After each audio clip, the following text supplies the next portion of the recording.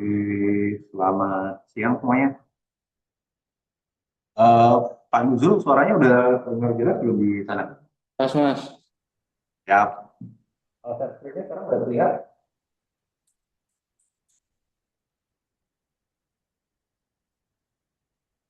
Mas mulai dulu Oke, aja kameranya rusak, gitu. tapi suaranya udah masuk sih. Oh ya udah, oke oke. Thank you. Makasih Bang.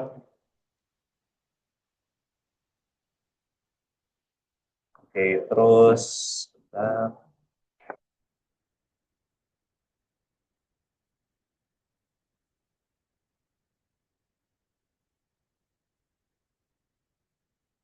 kalau di Ganesha udah terlihat belum ininya papan tulis?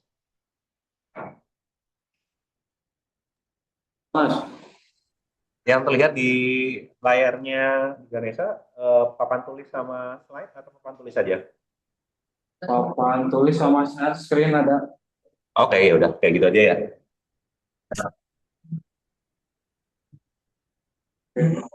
Ya, makasih Bang Nuzul. Apa? Kita lanjut ke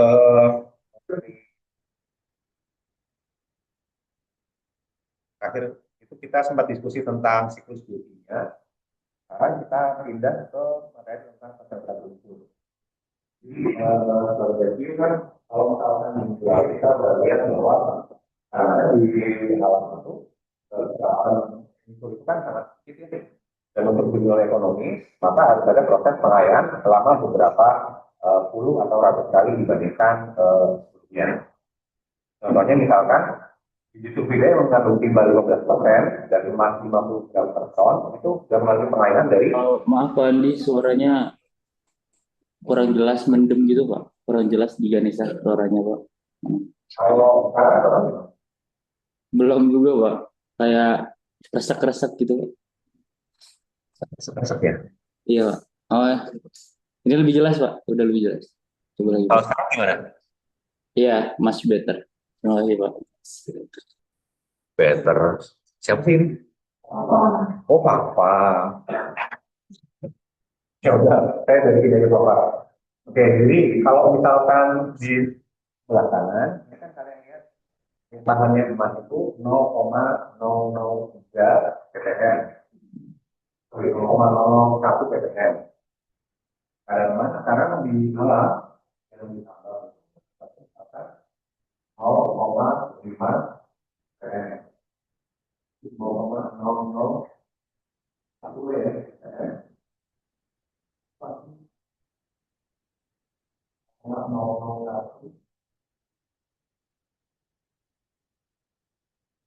Paling paling berapa lagi?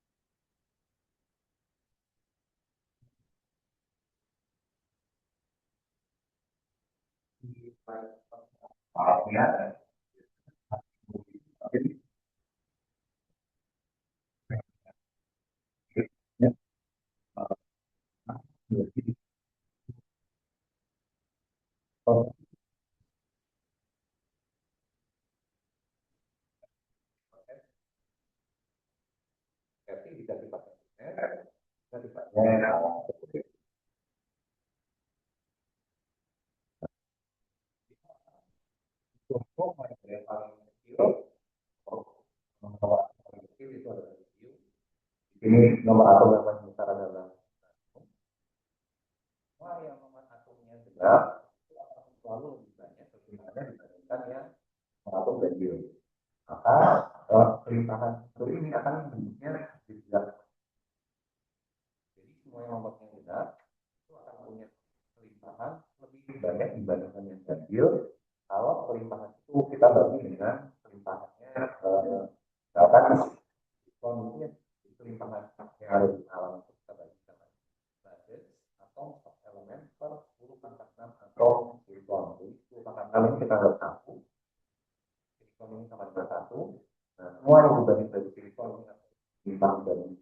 silikon, semua yang di bawah silikon ini artinya sebenarnya lebih dibandingkan silikon. Makin ke arah bawah ini artinya semakin sedikit, makin ke arah atas juga semakin banyak. Yang nomor satu juga kalau lebih banyak dibandingkan ganjil, dan yang paling banyak dijumpai di alam umumnya muncul dalam rock forming elemen atau mineral-mineral atau unsur penyusun batuan. Ini kemudian kita sebut sebagai layer elemen. Ini rock forming elemen.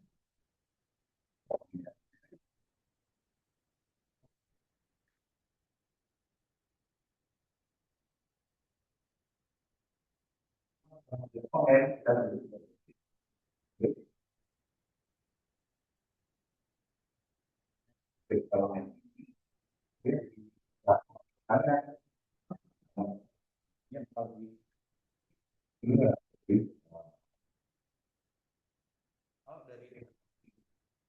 dari diagram kelimpahan yang ada untuk badan dan silikon, ada yang namanya referensi elemen.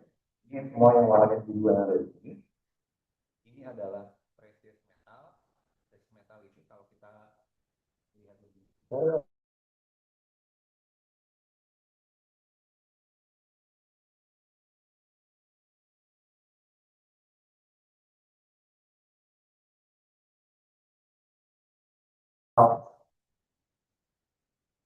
nggak berubah.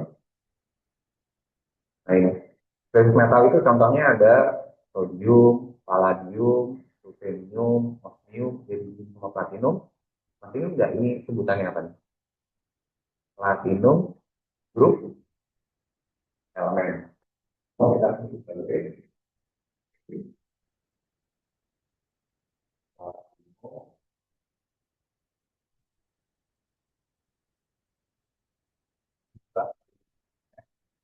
ini adalah banyak uranium, mood, Pb, dan seterusnya. Novel bangun. Cuci muka dulu, cuci muka dulu. Mau cuci muka dulu nggak? Ya.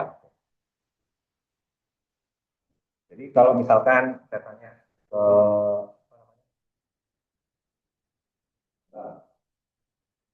uranium sama emas di alam banyak mana? Uranium sama emas banyak kan? Uranium. Kenapa? Uranium sama emas menurut Bambang banyak uranium. Karena posisinya dari kelimpahan lebih di atas. Nah,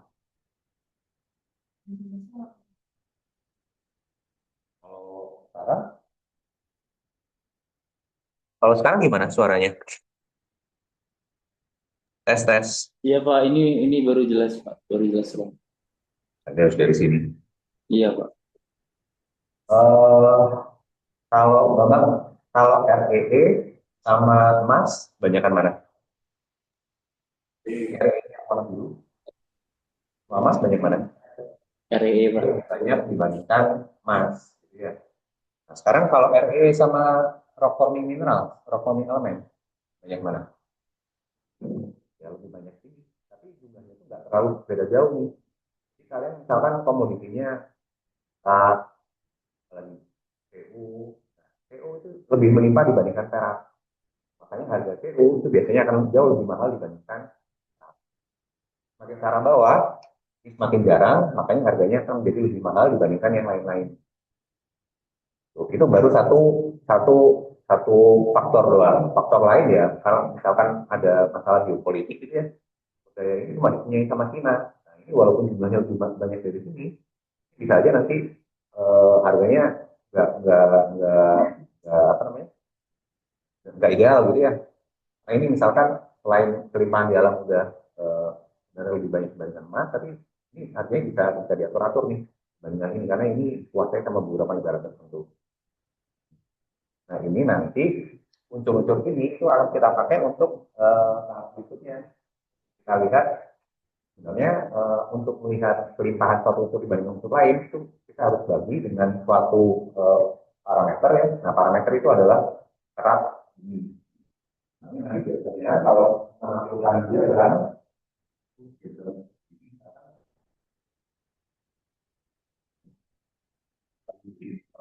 Belum kalian soal konsentrasi soal tapi untuk ini akan yuk bentuknya kayak gini. Supaya ini juga bentuknya kalau bisa sesuatu yang kita lebih sama konsentrasi konsentrasi ini kita bagi dengan kolom kolom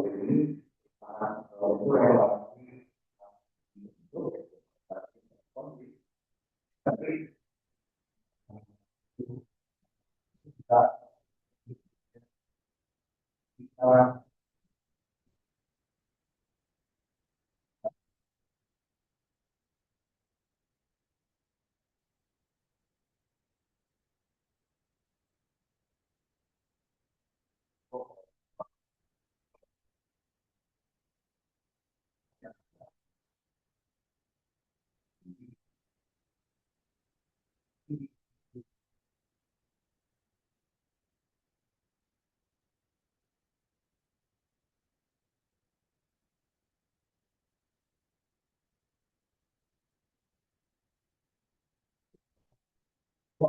itu bilangnya dibandingkan yang ganjil. Jadi kalau kalian cari akan ya determinasi print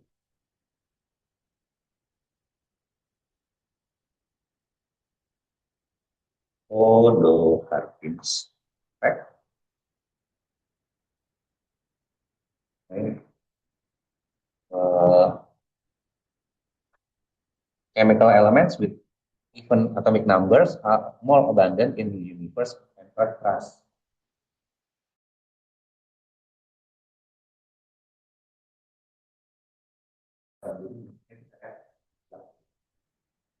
Sama ini nanti kalau misalkan kalian tampilkan salah satunya misalkan rare earth element diagram gitu ya, spider diagram. Kalau kita lihat di sini, nah ini bentuknya kayak gini-gini nih. Saya ambil salah satu ya.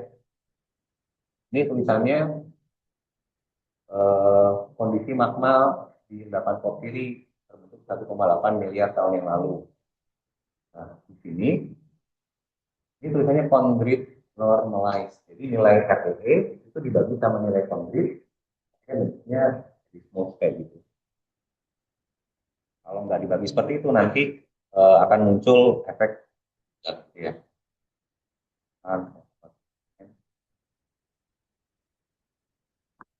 Jadi munculnya nah kayak gini lah.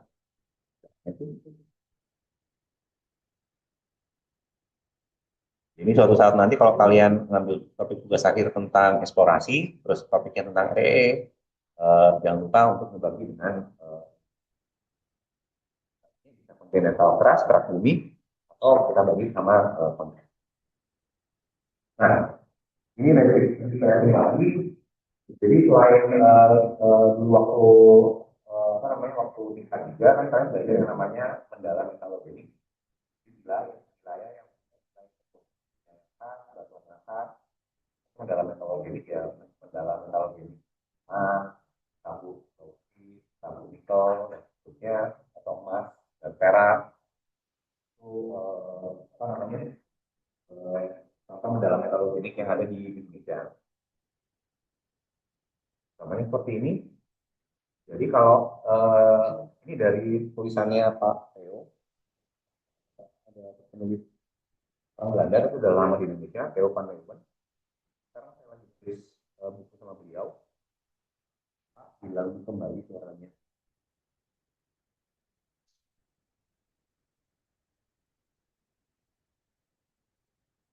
Tes tes. Udah muncul lagi suaranya sekarang? Iya Pak, saya posisi ini yang paling jelas. Iya. Oh ya udah. Oke. Nah kebetulan saya lagi nulis buku sama Pak Theo van Leeuwen. Jadi kita lagi nulis buku tentang mineral deposits of Kalimantan. Nah jadi mineral-mineral dapat mineral yang ada di Kalimantan ini yang akan kita tulis. Jadi topiknya itu nanti akan membahas tentang ini nih. Nomor 3 ini adalah bauxit. Nomor 4 ini adalah emas, sama nomor 2, nomor 14 ini timah. Nah, kalau kita lihat di Indonesia, kalau kalian mau mengeksplorasi emas, itu bisa mencari yang warnanya merah atau kuning di sepanjang zona-zona ini. Inilah mendalam metalogenik dari emas sama emas perak. Jadi apa yang membedakan warna kuning sama warna merah itu kelimpahannya. Di warna merah itu kemungkinan kalian akan mendapatkan 8 warna kuning kalian mendapatkan AUAB saja. Ya. Jadi artinya kalau misalnya di sini kemungkinan kalian bisa dapat CU juga, entah itu dapatnya porfiri, high sulfidasi atau intermediate sulfidasi. Kalau di sini ini beltnya timah, ini beltnya bauksit.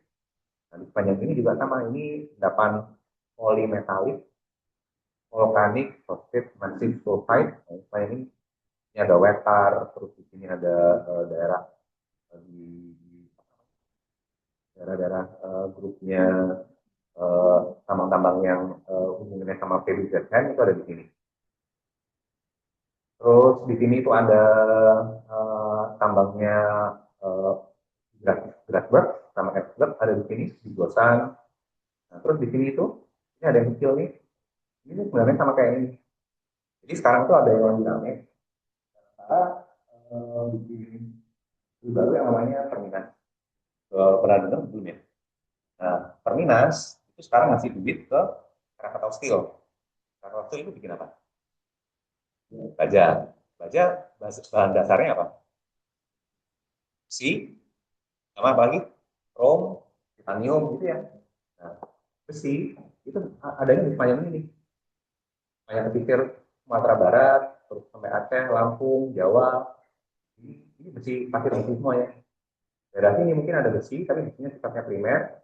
Nah, di sini itu ada besi yang punyanya yang sekarang lagi mau dikucurkan dananya sama Danantara buat dilakukan eksplorasi dan juga buat nanti akan ada pabrik besar, entah itu di sini pabriknya atau nanti pabriknya ada di sini di Cilegon. Nah, sumbernya ini berarti ini yang nomor 13. Ini itu selain muncul pasir besi, di sini juga ada nikel sama kobalt. Jadi otomatis ketika kalian ketika nanti Danantara itu melakukan eksplorasi gitu ya, selain mereka dapat besi, ini itu mereka dapat nikel juga, karena di sepanjang ini juga beltnya nikel sama kobalt. Jadi itu bonusnya nanti ketika Krakatau Steel yang menambang atau mengolah material, nah mereka dapat selain nikel, selain pasir besi itu ada nikel sama kobalt. Di sini ada pertanyaan dulu terkait tentang gambar ini. Jadi nanti kalau gambar ini keluar waktu ujian bisa cerita lah ya.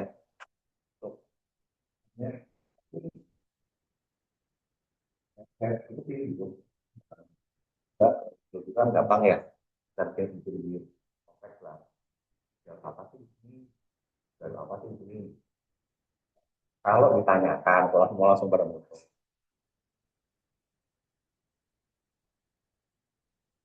Ya itu persis kayak kuliahnya anak-anak ini nih, yang kayak dibahas kuis ini juga. Tiap ada kuis terus dibahas gitu kan. Apa? Join kan? Saya nggak akan nanya itu juga sebenarnya. Karena terlalu gampang. Kalau yang ini kan udah lebih, kalian harus bisa ngelaborasi gitu ya. Jawabannya kalau pendek, pasti nggak akan lebih banyak dibanding. Nilainya nggak akan lebih banyak kalau dibandingkan yang jawabannya kompleks. Nah, terus juga ini juga anomali. Kemarin kita udah belajar anomali itu kalau dalam skala lokal itu pasti akan ada muncul anomali dari satu tempat ke tempat yang lain. Dan ini kelihatan pengambilan datanya itu untuk grup soil geochemistry itu kelihatan ada polanya yang cukup jelas nih. Jadi ada apa? Tiap berapa ratus meter kemudian mengambil sampel dianalisa hasilnya. Dan ini kelihatan daerah-daerah yang punya anomali emas paling tinggi itu kadarnya tinggi, warnanya merah. Ini berarti daerah-daerah yang harusnya ditambahkan untuk eksplorasi di tahap awal. Perbedaan ini bisa karena mungkin karena batuannya, karena pelakukannya, karena migrasinya, dan seterusnya. Kalian bisa baca ini, dan ini yang menjadi target eksplorasi di tahap itu. Nah, perusahaan Indonesia itu udah jarang yang melakukan seperti ini. Ini kalau kalian nanti suatu saat kerja di tambang tambang emas atau tambang gitu ya, yang ownernya itu luar negeri, Australia, Kanada, mereka mau alokasi dibuat seperti ini. Tapi kalau bank itu dipegang sama Indonesia, Haji Robert misalkan NHM gitu ya, atau misalkan NHM, NHM itu dulu waktu dikelola sama Australia, itu mereka melakukan ini. Setelah dikelola sama Haji Robert, dan apa ini lagi. Padahal ini itu sebenarnya bermanfaat kalau misalnya kita ingin cari target eksplorasi yang baru. Sekarang ada di resource, itu kan ownernya udah Indonesia. Nah, gitu ya. Kalau itu pure Kanada atau Australia atau Amerika, biasanya mereka masih melakukan. Kemarin kalau nggak salah saya sempat tunjukkan suatu proyek yang ada di Arab, yang itu lagi dilelang, di akuisisi ininya. Nah, mereka juga masih melakukan soil gold soil biochemistry ini tiap berapa ratus meter dianalisa, nanti kita tahu titik yang punya anomali yang tinggi. Nah, manfaatnya setelah kita udah punya data-data di permukaan, baru kemudian dilakukan proses pemboran. Contohnya ini yang dilakukan sama ya, BSI, Bumi Sukses Indo. Ya. BSI itu pertama kali bisa mendapatkan porfiri di bawahnya itu dari proses yang seperti yang barusan. Jadi setelah dia mempunyai daerah-daerah yang anomali, kemudian dilakukan pemboran, ternyata daerah pemboran itu menembus di bagian atas ini ada daerah yang terminologi sama PU, ternyata semakin ke arah bawah, AU-nya itu meningkat, dan unsur molybdenum juga meningkat. Jadi kalau sekarang kita tahunya 7 bukit, satu prospeknya itu adalah tambang PU, sebenarnya mereka punya bonus yang lain, yaitu AU dan juga MO. Ini contoh anomali dari dan anomali ini berhubungan dengan tipe datar. Jadi kalau itu terusnya stockwork sama copper, apakah semakin meningkatnya stockwork ini meningkat juga gitu ya? Ini yang apa namanya yang ini nah, stockwork sama copper, stockwork sama gold, stockwork sama molybdenum, nah ini yang saat ini dikerjakan sama teman-teman yang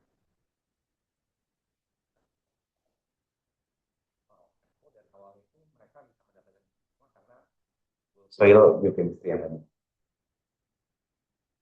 Nah, bisa saja anomali itu sifatnya tidak signifikan dan tersembunyi.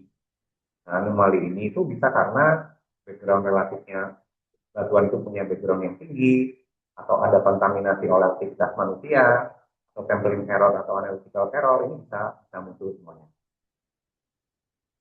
Angkatan dua yang ngambil kuliah di dunia, yang paling terakhir, ya. Nah, saya mau cerita angkatan 23 itu sama seperti angkatan 22 yang ambil kuliah di dunia, kita sampling di mata air panas di Palimanan. Barangnya sama, mata air panasnya sama, terus sungainya sama, ya, tapi yang berbeda orang-orangnya.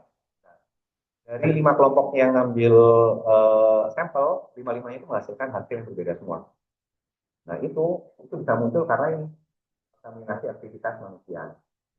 Jadi waktu itu kan sebagian pengganti nilai UAS ya. Ternyata ada yang pas sampling botolnya tumpah, jadi akhirnya reagennya kurang atau pengencerannya nggak benar gitu. Akhirnya ini yang muncul. Jadi anomali ini yang barangnya sama tapi bisa muncul karena perbedaan itu ini muncul karena aktivitas manusia dan juga nanti akhirnya menghasilkan sampling error. Nah, kalau analytical error itu alatnya yang error. Jadi ini yang nanti kita lihat nanti cara menanggulanginya. Terus anomali signifikan bisa saja tidak dikenali karena horizon yang paling atas itu adalah horizon A itu mengalami leaking yang efektif sehingga tidak ada kadar anomali yang terdeteksi. Saya stop dulu gambarnya kurang lebih seperti ini. Nah,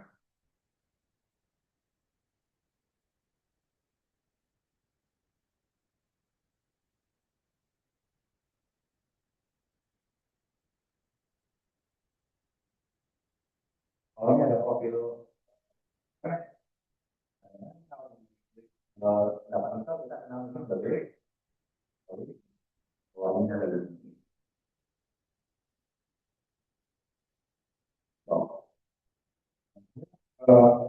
Kemudian lain, lainnya adalah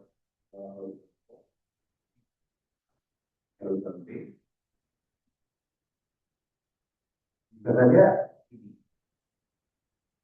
Kalau ditambah ini kita bilang sorry, kita kan bisa nih. Kita bisa kan ya. Tadi ya pertama kita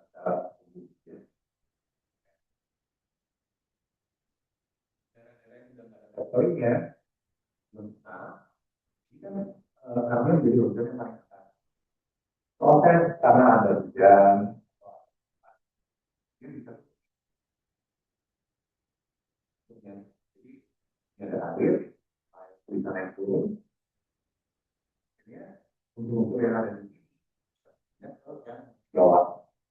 Unsur yang bisa berpindah ke unsur air, ini. Nah, ketika unsur ini berpindah, yang tadi ini adalah unsur yang relatif relatif karena melakukan dibanding dengan unsur relatif beberapa pindah. Oh, antara FP yang tidak dibandingkan FI, materi unsur itu mobile, dia gampang tidak. Unsur itu relatif mobile, dia antara FP sama FI ini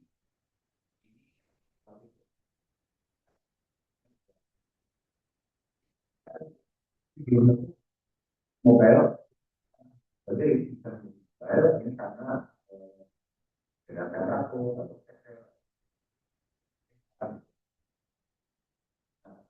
tapi yang kaya sama FP, sebenarnya kita sebutkan, kalau ditambah impor kita bilang ini sebagai saya namanya dibutuhkan itu awalnya karena FP-nya namanya kalau kalian di kontak kalian atau di tentang kita bilang melakukan yang kayak FP ini adalah karena dalam FP bisa. Pak Andi, mohon maaf Pak. Tadi waktu penjelasan nggak putus-putus gak jelas. Jadi kayak waktu penjelasan kenapa mobile ke jadi apa nggak bisa jadi mobile yang untuk FE terus. Kayak waktu gambar-gambar di sebelah kanan tulisan ABC itu udah mulai gak jelas Pak tadi Pak. Oke, jadi saya ulang ya. Kalau dalam suatu profile, kadang-kadang kalau pas kita bicara endapan nikel, itu kan kita baginya ada topsoil, limonit, saprolit, sama bedrock. Topsoil itu bisa kita analogikan sebagai horizon O, limonit itu horizon A, saprolit horizon B, bedrock horizon C. Nah, kalau di endapan nikel, nikel itu cenderung relatif mobile dibandingkan Fe, karena nikel itu kemudian bisa berpindah dari lapisan yang paling eh, sorry, nikel itu pindahnya dari bedrock ke atas, ya. Dari nikel, bedrocknya kan batuan-batuan ultra basah, terus dia bisa berpindah, gitu ya. Maka nikel itu relatif mobile dibandingkan Fe. Kalau Fe itu kan kemudian ketinggalan di lapisan yang paling atas karena naik turunnya muka air tanah, maka Fe-nya itu terpisah di apa namanya di bagian atas. Nah, lapisan yang kaya sama Fe itu kemudian kita sebut sebagai gosan. Gosan atau sinonimnya itu adalah ferritrit. Kadang ada juga yang bilang itu sebagai budi keras. Itu apa?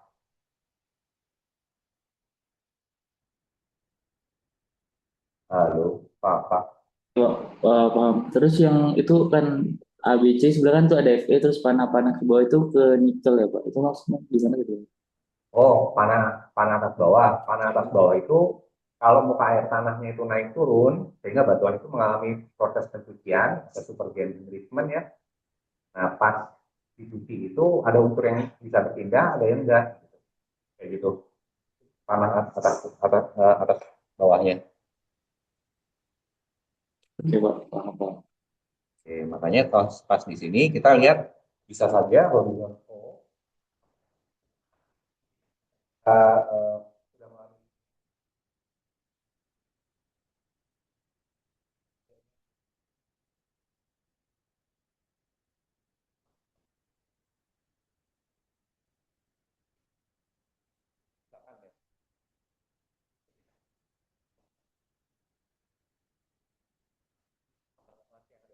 utara, bahkan itu di daerah Bolang-Mongondo, itu lebih ke arah Gorontalo. Di sana itu ada tambang namanya Pani.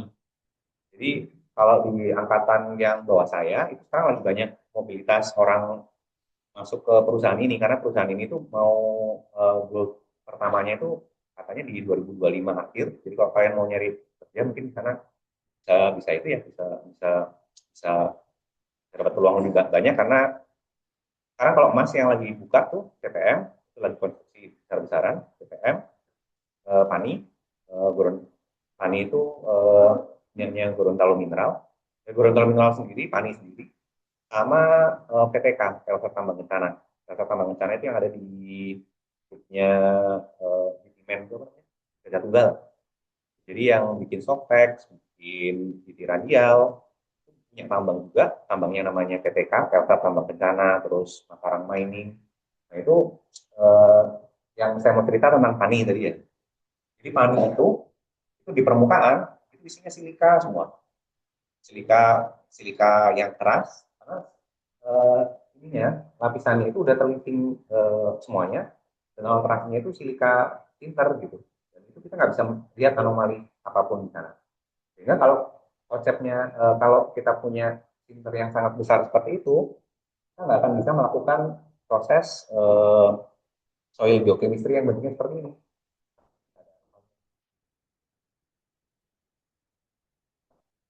Kita nggak menjumpai silika tinter yang ada seperti yang ada di sana. Kalau kayak tambang yang banyak ininya ya, top ini ya, yang masuk ke set screen-nya saya pindah.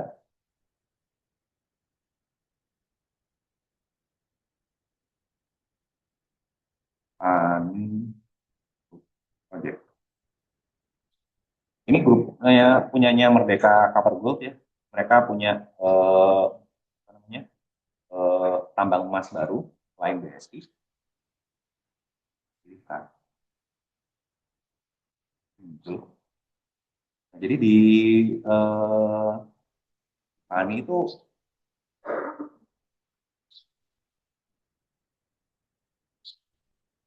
nah, di bagian atas tuh ini ya, di silika semua, dan itu keras-keras.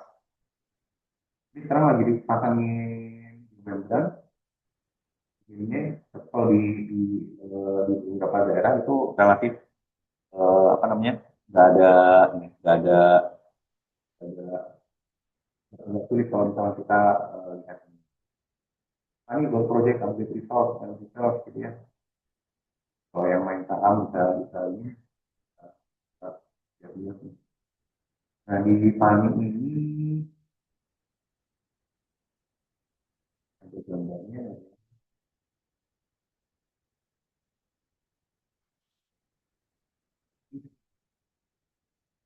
di Salfok dominan di sana. Jadi ngebornya itu di atasnya bukit, dan bukitnya itu keras banget. Jadi ini tipe alterasi yang membuat batuan itu menjadi lebih keras. Ada gambarnya. Kita pindah lagi ke yang,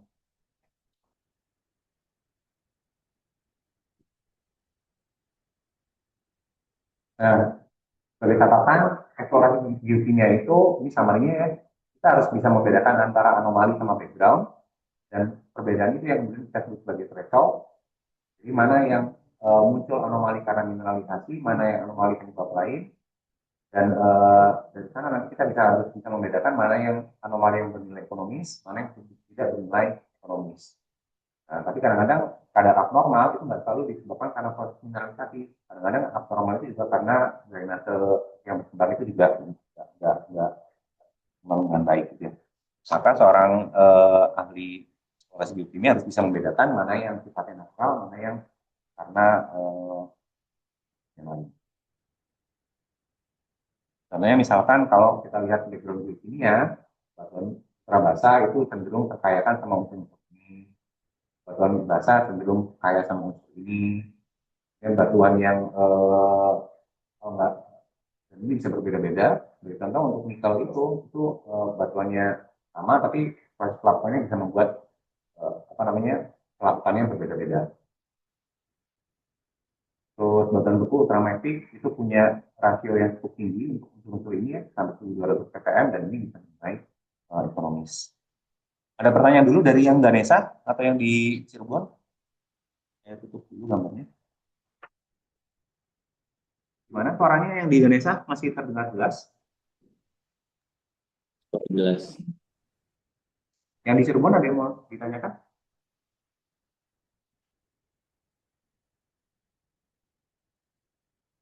Aduh, kasih terus. Ini gambar.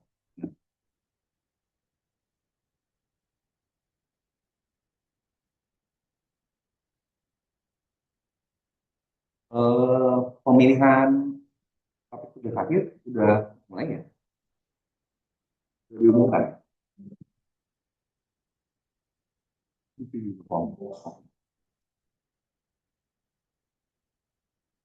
Ya nggak ada lagi luar ini apa namanya itu sih siapa pembimbingnya siapa gitu ya. Dulu biasanya pada buru-buruan, sekarang udah nggak bisa lagi.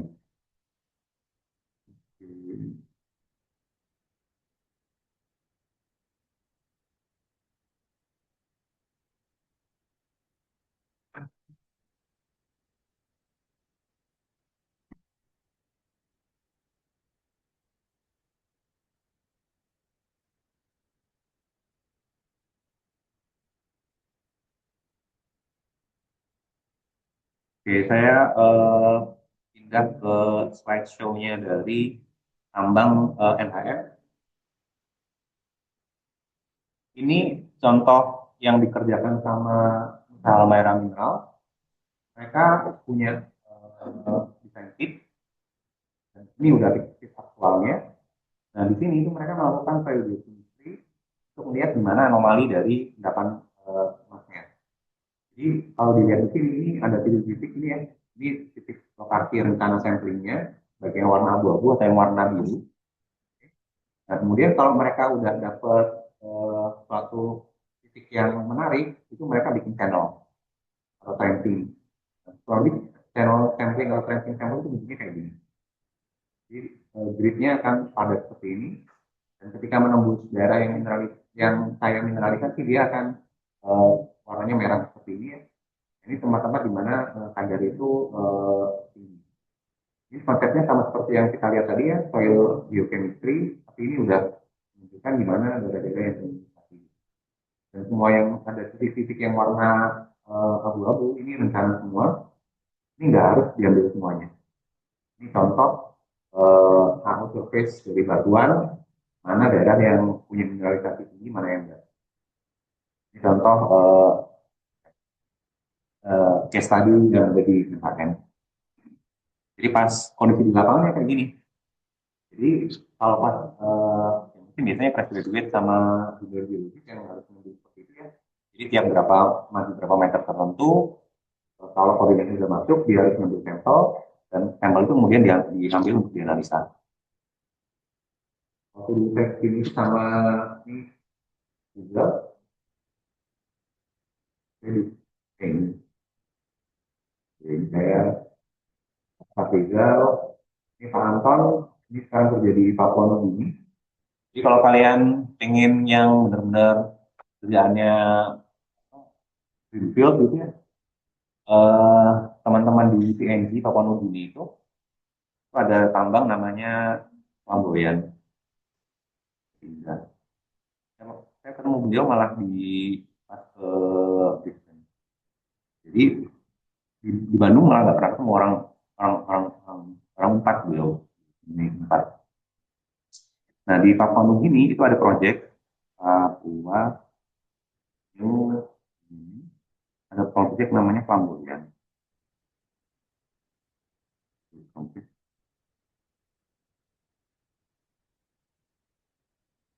Ya di Flamboyan.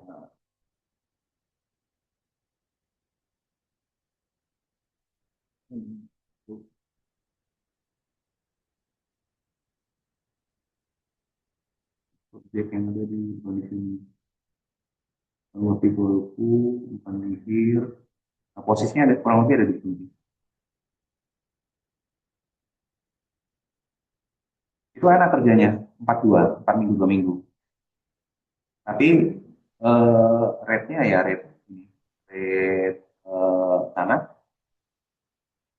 Pulaunya itu ada di dekatnya Solomon, Bougainville kok ini ya, Bougainville. Jadi kalau kayak ini ya, Bougainville, ya. Nah, lu sempat nanya ya kalau ini project ini nama depositornya. Nah,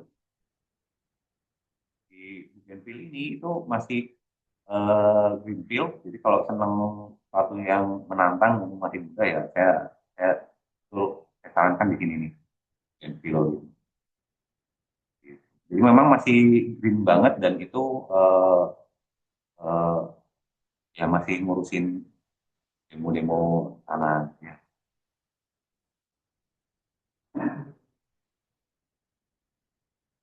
Greenfield. Dan geologisnya itu orang yang kerja itu orang Indonesia semua. Jadi walaupun ini perusahaan Australia, tapi isinya itu orang-orang ex NHM. Jadi NHM yang barusan saya tunjukkan fotonya itu pada betul desa ke tanah kemudian. Ini ini orang Inggris, ini Pak Daud ini dari ini jadi bosnya di perusahaan eksplorasinya NHM, saya lupa namanya. Puncak Jaya, sudah. Puncak Jaya ini direkturnya. Nah ini kurang lebih yang kondisi pas di lapangan.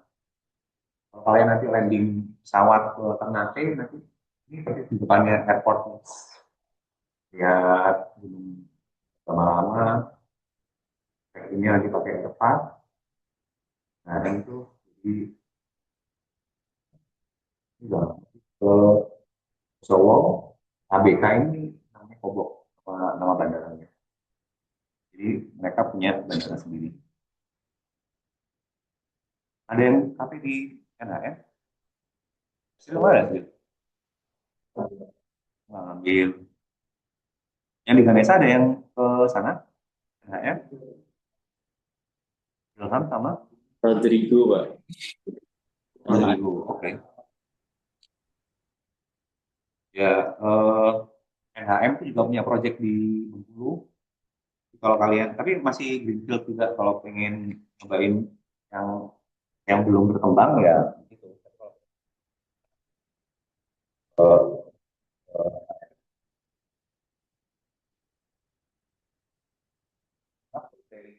sama kayak Ginkor, Ginkor itu kadar emasnya tinggi yang di sampangnya, di limbahnya itu ditambang lagi. NHM juga sama, mereka lagi nambang tailingnya karena tailing yang zaman dulu itu ternyata kadarnya masih. Lanjut ya. Oke, nilai yang membedakan antara anomali sama background. Threshold itu bisa kita interpretasikan melalui grafik, melalui analisis rata-rata, atau melalui analisis regresi. Jadi kalau kita lihat perbedaan tadi itu terbentuk karena proses yang namanya proses dispersi ini baik primer maupun sekunder. Kalau primer itu artinya proses itu terbentuk dari proses uh, ketika mineral itu terbentuk, tapi ketika sudah mengalami proses remobilisasi pindah dari satu tempat ke tempat yang lain, yang kemudian kita sebut sebagai dispersi sekunder. Jadi yang termobilisasi adalah mobile phase, kemudian tertransportasi ke tempat yang baru, dan transportasi ini akan menghasilkan pola dispersi. Pola dispersi ini bisa sifatnya primer, bisa sifatnya sekunder. Ya. Jadi kalau primer itu terbentuk pas mineral awal, dan sekunder itu harus ada proses perpindahan dari tempat primer ke tempat yang baru. Ilustrasinya kurang lebih seperti ini. Kalau di awal kita punya endapan biji itu di bawah, di bagian tepi-tepian akan muncul yang namanya halo atau daerah yang masih ada pengaruh mineralisasinya. Nah, daerah yang di bawah ini yang terbentuk karena proses dispersi primer. Dan ketika dia terbawa ke permukaan, maka terbentuklah yang namanya dispersi sekunder. Dispersi sekunder ini bisa terakumulasi di tanaman, di sedimen, di apa namanya, di danau atau di tanah. Ini yang kemudian kalian akan sampling untuk diinterpretasikan. Nah, ini ada pertanyaan dari semuanya. Jadi bisa membedakan ya, yang primer sama sekunder. Primer itu selalu terbentuk dekat dari sumbernya, bentuknya halo. Kalau yang sekunder itu bentuk dia udah terbawa ke daerah permukaan, bisa terakumulasi di tanaman, sedimen, danau ataupun di tanah.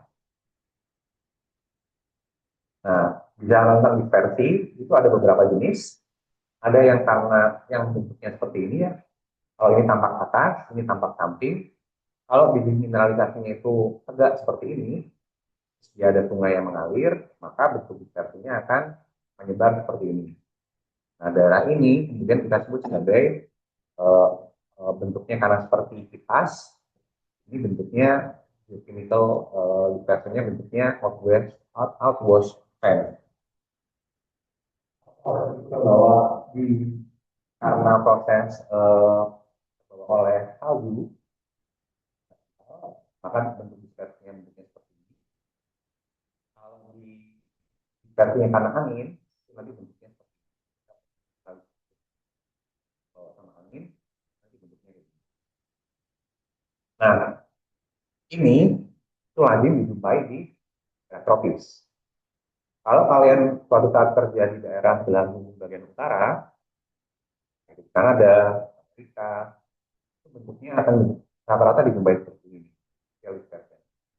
Kalau kalian bekerja di Cina, di Mongolia, di daerah-daerah yang luas, Arab, itu nanti bentuknya seperti ini.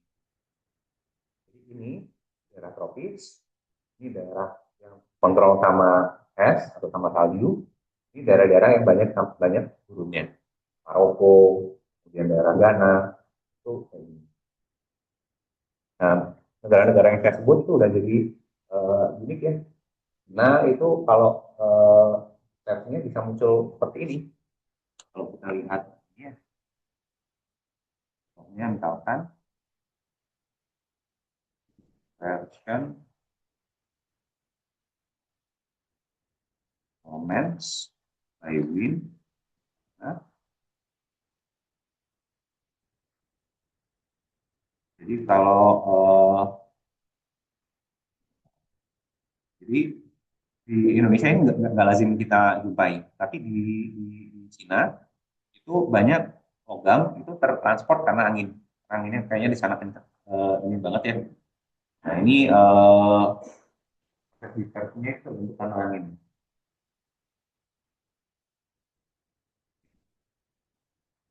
Ada polisi.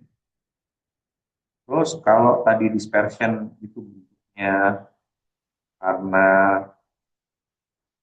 glasial, biasanya dipakai kalau kalian lagi eksplorasi emas atau eksplorasi ini jadi glacial dispersal tadi using indicator minerals.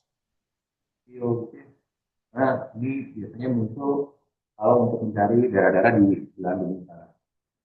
Nah kebetulan saya dulu pernah ke Quebec City, daerah batasan antara itu ya apa namanya Amerika sama di Kanada. Nah, waktu itu sempat ada force juga, sempat ada ini. Nah, mereka menjelaskan tentang ini dispersi itu karena ini karena proses glasiasi. Jadi selama selama apa namanya selama salju itu mencair, ya pasti seperti yang tadi itu kayak gini.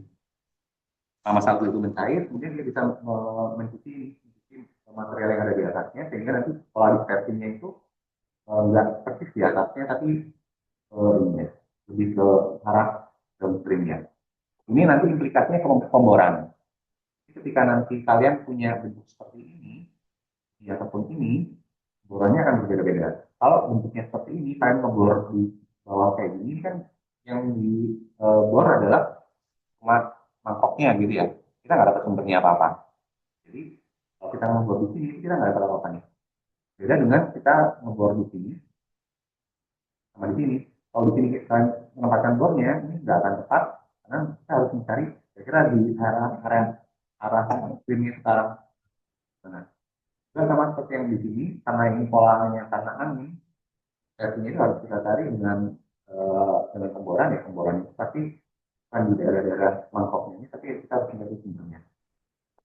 Ini yang akan menentukan kira-kira lokasinya berbeda. Itu makanya banyak tulisan-tulisan kalau di luar negeri itu hubungannya sama kayak gini. Spatial description, di sini kata pengenal untuk mencari Kimberly gitu ya, yang ada di Finlandia. Yang memang apa namanya itu kata musim-musim yang memang nyari nyari intan itu kalau di daerah-daerah yang apa namanya nuanya luas kita pakai ini spatial description untuk Kimberly itu tadi banyak yang pakai ini apa untuk gold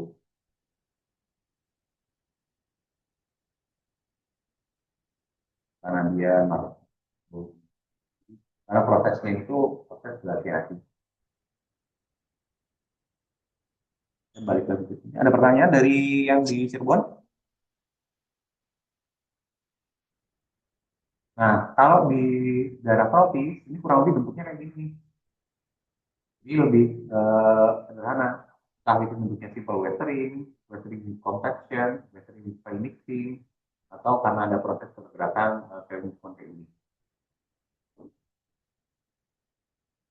Nah, ini yang untuk bisa dipahami terkait tentang proses dispersi. Yang kita lihat itu sekarang ada di sini, 8. Yang kita cari adalah sumbernya. Sumber itu bisa muncul karena ada proses, ada energi mendorong ini entah karena tektonik atau karena ini energi itu kemudian membawa ligan, dan ini yang kemudian bisa ke permukaan melalui fluid transport ini dan harus tersebar di suatu daerah tertentu. Makanya biasanya kita akan mencari source yang melihat transportasi itu apa, kemudian ditangkap oleh perangkat tertentu. Dan ini akan membentuk yang namanya endapan yang dinilai ekonomis. Nah, media transportasi ini inilah factor kalau saya tulis di sini ya. Kalian dulu belajar tentang biologi struktur. Ini adalah hubungannya nanti sama Sirzon. Kalau ini ada factor, gitu ya.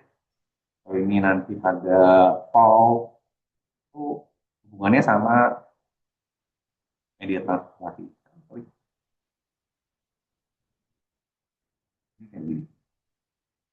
Sumber logam, ya ini logamnya apa misalkan buka, buka, atau NI, atau karut, diamond dan seterusnya. Dan ini contohnya ada nanti dan namanya sulfida atau dan namanya kompleks. Jadi kita masuk satu persatu. Nah, tebakan ini sama ya. Ini tingkatan PMSK normal yang tingkat 2 kemarin kalian pelajari ya. Tingkat 2 tadi tiga ya. Yang sekarang masuk yang baru ini tingkat 2. Sekarang kiri itu namanya tebakan ya. Oh, jadi kalau endapan ya, endapan yang misalkan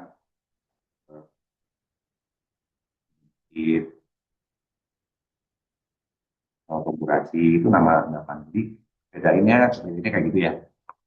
Jadi kalau kita lihat tiga ini sama kimia, sumber ini logam yang punya ekonomi itu apa, media transportasi ini pasti hubungannya sama rekahan, terus ini tebakannya tipe endapannya nanti apa, ini endapan yang punya ekonomi itu apa. Nah ini sifatnya itu hubungannya mulai dari yang sifatnya regional sampai ke arah sini itu jumlahnya semakin kecil.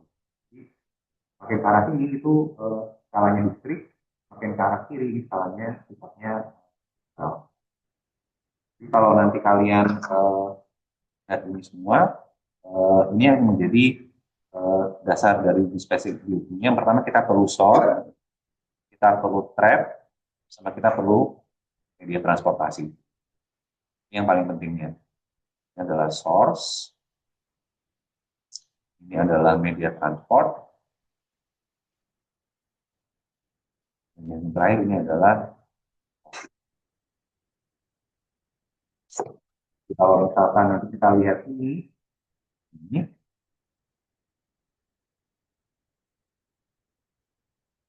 dalam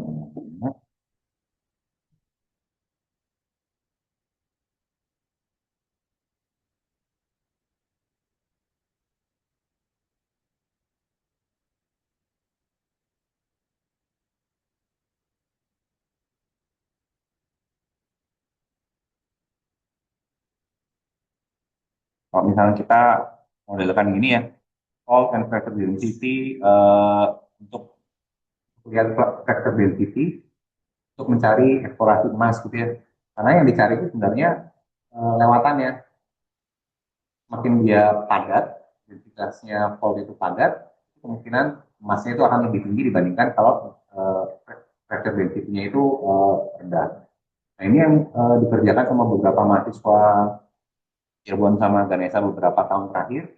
Kalau kita punya sesar semangku di sepanjang Sumatera gitu ya, mana sih yang paling vector density yang paling banyak dihubungin sama lokasi keterlambatan emas? Nah itu yang kira-kira target eksplorasi yang paling tinggi sekarang. Itu si siapa namanya? Yang gendut tuh, perwalian saya, Rigel. Nah, Rigel itu ngerjain kayak gitu. Rigel nyari apa namanya daerah-daerah di sepanjang pakai zona pakai apa remote sensing gitu ya, terus di generate mana daerah yang banyak faultnya. Nah itu yang kemudian ini faultnya berhubungan sama mineralisasi jadi sama ZN, ini berhubungan sama UAB gitu. Nah itu dulu Rigel melakukan seperti itu hubungannya sama baik lagi ke yang dicari adalah medianya. Kalau yang nanti topiknya terkait dengan perdebatan ya udah ini udah bukan seperti itu, pasti sumbernya ini yang dicari. Itu topik yang lain yang bisa dikatakan. Sampai sini ada pertanyaan dulu, stop dulu ya. Ada yang mau ditanyakan dari yang di Ganesha yang di Cirebon? Suaranya di Ganesha udah jelas belum? Tes.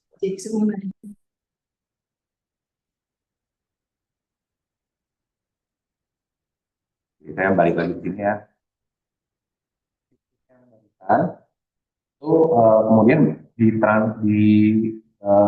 apa namanya dibahas orang lain melalui proses eksekusi kimia ini dari magma, kemudian secara primer, sekunder, kemudian dia bisa proses balik lagi ke bawah, ini proses siklus biokimia, dan proses itu yang kemudian yang tadi sempat saya sampaikan sedikit, ada yang sifat itu bisa mudah berpindah atau mobile, ada yang tidak mudah berpindah atau yang sifatnya immobile.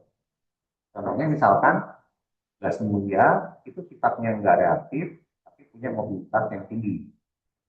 Gas radon itu punya mobilitas tinggi, dia bisa berasosiasi sama unsur tertentu, dan dia bisa menjadi pathfinder untuk eksplorasi uranium atau untuk mencari zona struktur. Arsenik itu bisa lebih mobile dibandingkan AU. Jadi kalau kita eksplorasi itu nyari AU itu sulit. Makanya biasanya karena AU ini sulit, kita cari unsur yang berhubungan sama AU. Contohnya adalah AS, dan AS ini sifatnya mobile, sehingga AS ini bisa digunakan untuk eksplorasi atau pathfinder untuk eksplorasi emas primer. Nah, mobilitas unsur ini bisa sama, bisa berbeda. Contohnya klorin itu bisa gampang mobile terhadap pas pembentukan magma, tapi tidak mobile ketika ada di udah dari tanah. Tapi kalau klorin itu masuk lagi mana ke air itu menjadi akan sangat mobile sekali. Ini contohnya kalau pindah ini ya, kita pindah ke fluor yang ada di Ijen. Jadi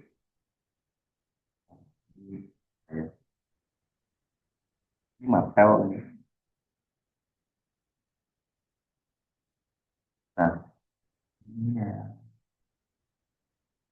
Oke, ini tahun lalu waktu saya sama eh, grupnya Martel, terus grupnya siapa namanya, Artis, beberapa orang ke mana, ke Geopark Ujen. Nah, waktu itu kami itu menemukan bahwa air sungai yang mengalir ke arah utara itu cenderung mengalami proses pengayaan klorin, dan klorin itu sumbernya dari sini, dari Kawah Ijen. Jadi waktu itu yang kami lakukan, eh, klor, klor itu nggak mungkin itu secara alami, dan sama eh, Kawah Ijen. Dan Kawah Ijen itu eh, membawa klor, dan klor itu terus terbawa sampai ke pantai. Dan itu yang kemudian anak-anak ini ngambil sampel air, ngambil sampel padatan itu untuk melihat di variasinya, variasinya klor di air. Nah, awal mulanya itu kenapa saya kepikiran kayak gitu, karena di sana itu eh, nah ini awal mulanya itu dari ini, impact of hyperacid hydrogen lake, risk of excess fluoride to human health. Jadi warga di daerah-daerah yang ke arah sungai itu yang ke arah utara itu giginya pada rusak semua, karena ini, karena daerah-daerah itu ternyata tanahnya sama airnya itu terkontaminasi sama air. Air itu yang kemudian saya sama klor. Yang awal mulanya kenapa saya lakukan studi itu, karena di sini awal mulanya ada fluorosis, dan fluorosis itu teridentifikasi dari giginya orang-orang yang tinggal di sekitar sana. Setelah diteliti ternyata sumber aslinya itu adalah klor, dan uh, ini kurang lebih awal mula kenapa saya lakukan studi di IGN gitu ya.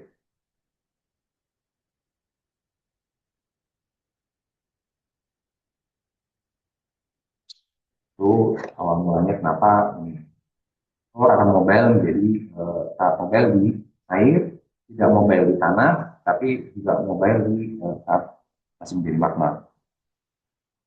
Jadi kalau kita lihat di sini ya, ini yang namanya primary dispersion, ini secondary dispersion, dan ini semua yang kemudian terakumulasi ke permukaan, dan anomali-anomali ini yang kemudian harus kita lihat. Ya, ada horizon A, B, C, kemudian daerah mana yang mengalami perayaan unsur tertentu, dan itu yang biasanya kita akan lakukan sampling. Contohnya misalkan uranium itu akan mobile di lingkungan yang teroksidasi, tapi dia ketika lingkungannya tidak teroksidasi atau masih uh, anaerob gitu ya, itu nggak akan mobile. Uranium ini juga salah satu pengotor yang mungkin bisa terbawa ke permukaan. Jadi kalau kita lihat di sini, mobilitas unsur yang sensitif terhadap reduksi dan oksidasi, semakin kondisinya itu eukinik atau banyak zat oksigennya, ini semakin tidak mobile, semakin ke arah kiri ini zonanya oksigennya ini semakin relatif uh, mobile. Gitu. Contohnya nikel, copper, molybdenum, uranium sama vanadium ini mobile, tapi untuk molybdenum, uranium ini itu akan mobile ketika kondisinya oksidasi. Ini juga sama eh, karena proses pelapukan dan proses aliran air, beberapa unsur itu bisa terbawa. Ada yang sifatnya soluble, gampang larut, ada yang munculnya sebagai unsur tertentu, uranium, emas, vanadium ini akan bisa munculnya sebagai kompleks. Gitu. Dan ini yang mudah berubah karena proses redox besi, uranium, sulfur, tambangan. Ini bisa terbawa sampai ratusan kilometer. Ini contoh versi. Nah, tadi saya bilang ya, lapisan yang kaya sama besi kita sebut sebagai bosan. Makin ke arah bawah ini masih fresh, sehingga yang inilah dispersi primernya, yang di sini adalah dispersi sekundernya. Dan proses pelindiannya membuat unsur ini bisa berpindah satu tempat ke tempat yang lainnya, yang ini sifatnya reduksi, yang ini sifatnya oksidasi, sehingga kita bisa dapat profil yang relatif dari permukaan sampai ke yang paling bawah. Dulu waktu perencanaan tambang penting, yang teman-teman terbuka, ada yang lagi ngerjakan emas nggak dari kelas ini? Padil, Padil waktu itu di kalau nggak salah di ini ya apa namanya Sumbawa ya, bawah. Waktu itu ngedesain tambangnya itu di zona yang pas itu ngolahnya seperti apa flotasi kah, heap leach kah atau heap leach. Nah kalau heap leach itu berarti gini, semua itu CU kan ya, CU atau AU? CU AU. Berarti zona tambangnya itu pasti ada yang ada di atas ini semua kan ya, kan yang di bawah sini. Karena kalau di bawah sini ini nggak akan bisa kita desain tambang itu pakai metode heap leach. Jadi kalau kita dapatnya mineral seperti talkosit, pelit, bornit, ini udah otomatis nggak akan bisa kita tag sama asam, dan ini harus diolah sama metode flotasi. Tapi kalau yang kita olah udah di zona yang ada di sini, ini gampang diolah sama asam, makanya metode pengolahan pakai asam itu lebih uh, efisien dibandingkan kalau misalnya kita mengolah dengan menggunakan metode apalagi kalau udah dapat primary mineralization yang ada di bawah, ini namanya proto-ore ya, tulis proto-ore di bagian bawah itu lebih masih fresh lagi, itu udah nggak mungkin lagi di tag pakai asam. Jadi uh, untuk mengolah ya pasti lebih optimal kalau kita lakukan dengan metode flotasi. Kita dan sebentar ya kita ke jalan-jalan ke Sukabumi. Ada orang Sukabumi di sini? Ada. Bang Tasik kan ya. Kameran mana sih? Bekasi ya? Sukabumi.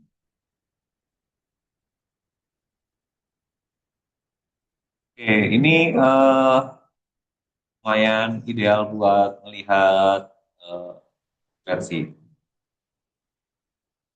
Oke, ini zaman ini tahun 2013. 2013 kalian ngapain?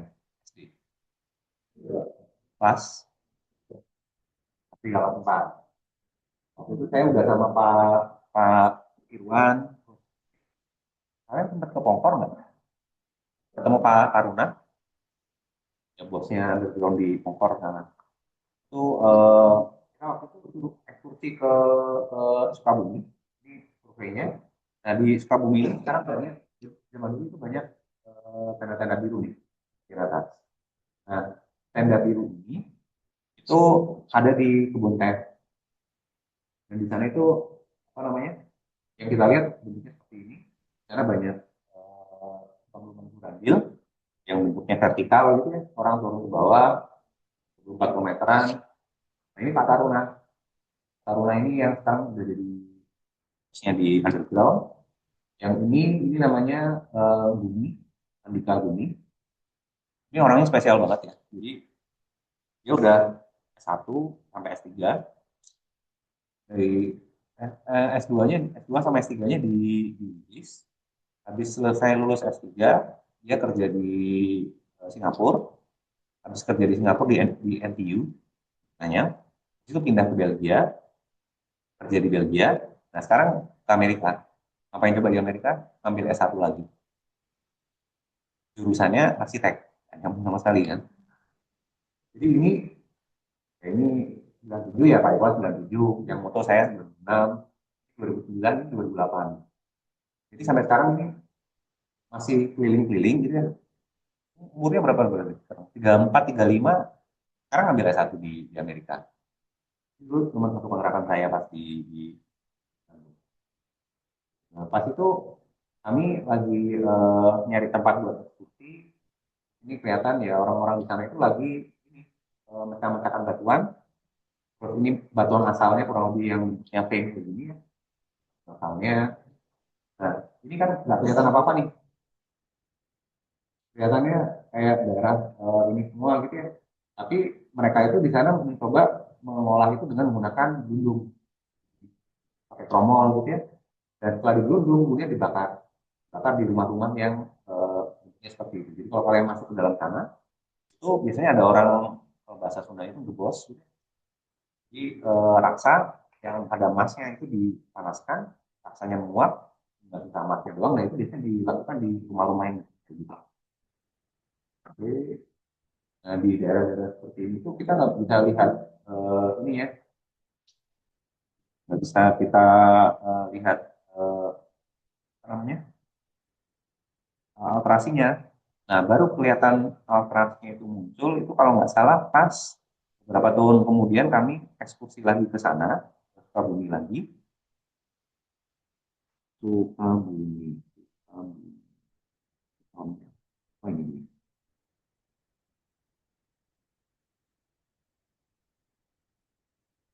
Nah, di tempat yang sama, di sana tadi, kami ke sana lagi. Di sana itu kondisinya sekarang berubah jadi kayak gini. Jadi tadi pertama kami 2013, terus kami ke sana lagi tahun 2019. Nah, penambang rakyat yang semula banyak di daerah-daerah kebun teh itu, habis itu nggak ada semua. Terus berpindahlah mereka mengubah dari yang semula pakai gelundung, mereka pakai hibrid. Jadi ini yang kalian lihat di sini, ini stackingan hibridnya. Nah, ini fan ore-nya yang bakal disiram sama sam sam cyanida ya, HCN, coba jadi HCN, terus dipanen di bagian bawahnya ini, yang di bagian bawahnya. Nah, kalian bayangkan kalau misalkan ini ada geomembran, terus ada terpal, sudah hancur kayak gini ya, cyanidanya itu pasti masuk ke bawah tuh. Nah, ini dan itu ngikutin air tanah aja. Dan itu yang kalau tambang itu dikelola sama yang budgetnya pas-pasan kayak gini, itu dampaknya akan bahaya sama lingkungan. Makanya saya cenderung tambang itu dikelola sama perusahaan yang besar, bukan perusahaan yang middle gitu ya. Nah, kalau pas ya dampaknya itu pasti akan lebih banyak gitu ya.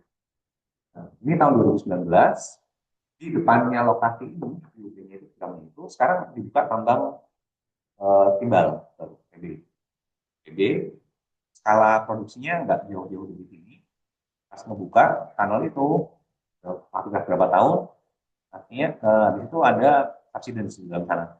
Orang dibangun.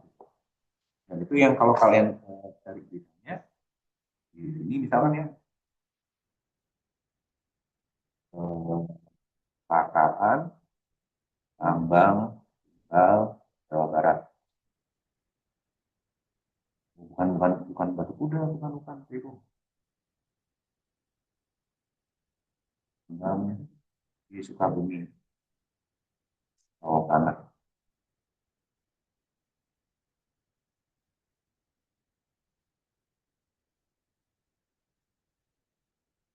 Nah, nggak ada di sini. Ini tambang tambang timbal.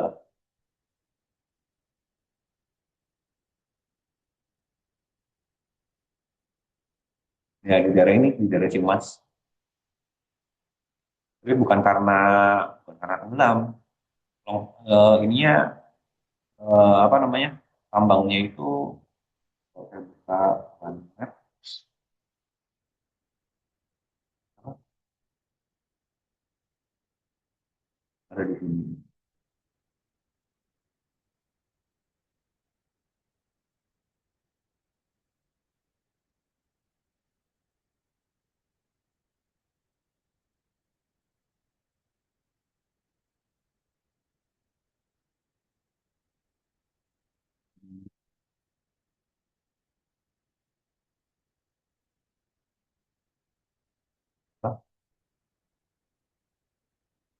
Nah ini,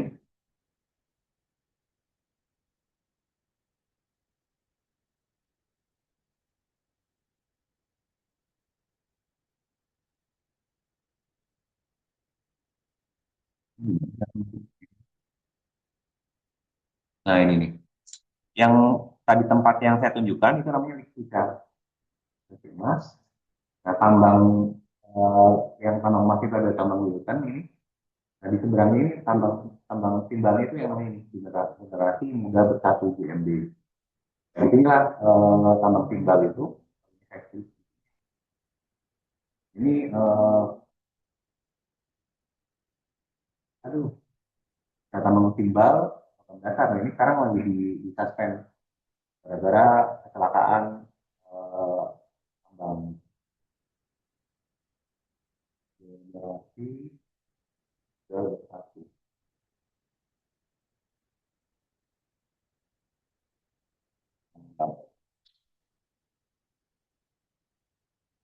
Eh, 2020 beroperasi.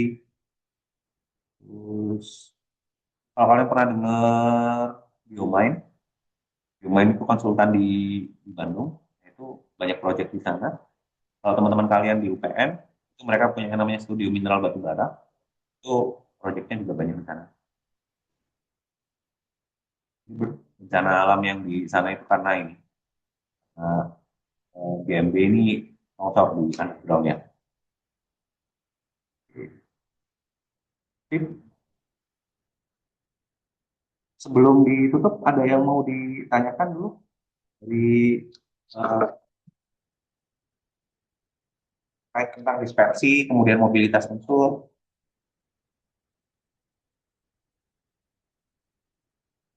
Ya, panggil satu ya, kelas yang 02 dulu ya. Berarti F, F,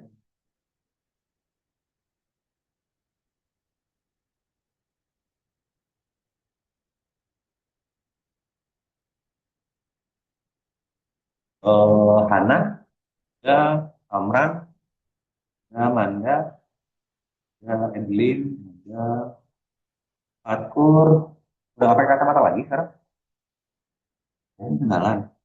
Kalau ketinggalan, duduk di belakang apa kelihatan? Kevin, ya, Alvin, Salwa,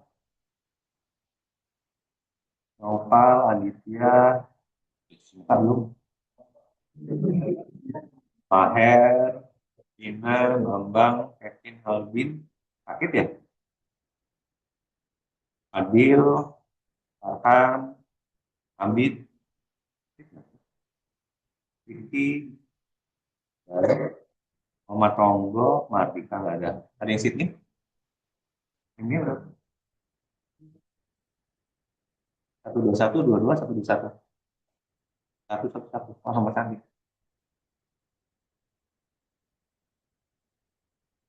Oke, sekarang yang kelas ya. Yang di Ganesha ada yang mau ditanyakan? Abdurrahman. Oke, saya ini ya. em,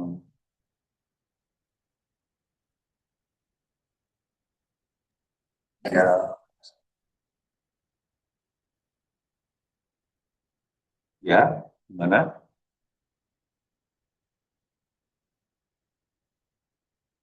Nul ada di situ? Gak ada Pak, gak ada.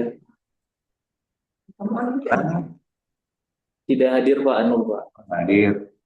Jin, Tidak hadir Pak. Rafli, Oh, hadir Pak. oh, sekarang potong rambut. Iya Pak. Bilkis, Tidak hadir Pak. terus Tangi, Tani tadi keluar kamar mandi Pak. gimana Tangi? Keluar kayak ke kamar mandi Pak tadi.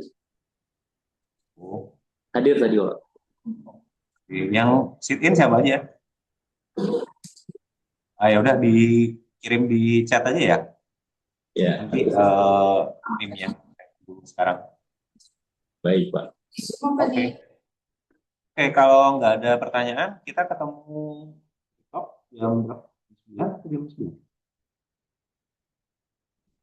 9 ya. Oke, jam 9. Terus minggu depan, insya Allah saya ke Cirebon lagi ya. Buat, jadi kuliahnya nanti 2 kali, biar setelah setelah Lebaran udah nggak harus kuliah lagi ya. Saya usahakan nggak banyak kuliah di setelah Lebaran. Jadi yang mikroskopi yang sama gatingnya itu udah bisa habis di sebelum Lebaran. Tapi kalau ternyata ada kuliah setelah Lebaran itu udah nggak banyak lagi. Kalian bisa ngerjakan yang lain lagi. Oke, makasih semuanya. Saya tutup buat hari ini. Assalamualaikum warahmatullahi wabarakatuh.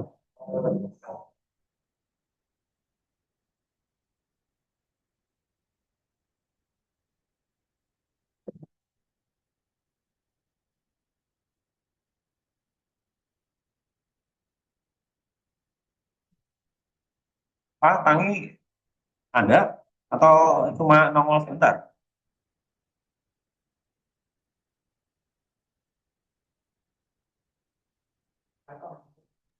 Tadi tangnya ada sih Pak, cuman keluar sih ke kamar mandi kayaknya. Nggak tahu sih Pak, belum balik.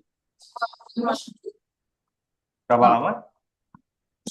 Berapa lama? Berapa lama? Berapa lama? Berapa lama? 5 menit, 5-10 menit sih Pak. Di kelasnya. Kelasnya enggak, kelasnya dari awal kalau kelasnya Pak. Keluarnya tadi tengah ke belakang. Udah aja dan Itu Pak, nama-nama yang sit in Yuk, yuk. yang hadir. Tadi Baik. Pak hadir Pak di awal sampai ke tengah, setelah itu kayak di tengah keluar sebentar. udah WA katanya. Oh, udah ya. Oke. Ya udah, kalau udah Zoom-nya saya tutup ya. Baik Pak, udah Terima saya kasih kirim semuanya. juga. Baik Pak. Kita ketemu besok ya. Assalamualaikum. Baik.